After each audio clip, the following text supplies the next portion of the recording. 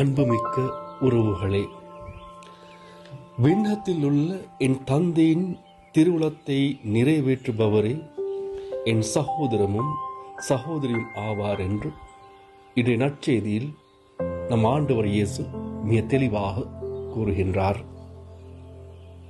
இந்த வார்த்தையின் அர்த்தம் என்னவென்று நாங்கள் சற்று உற்று பார்க்க வேண்டும்.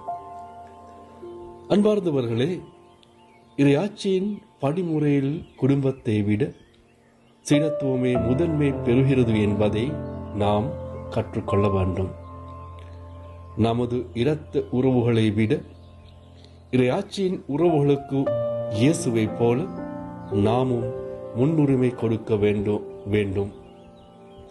நமது குடும்பத்தினரையும் இறைவனின் திருவுளத்தை நிறைவேற்றுபவர்களாக மாற்றி அவர்களே இறை நம்பிக்கையின் அடிப்படையிலும் நமது நெருங்கிய உறவுகளாக மாற்றப்பட வேண்டும். ஆகவே இன்று நாங்கள் விசேடமாக ஆண்டவர் இயேசுவிடம் மன்றாடுவோம்.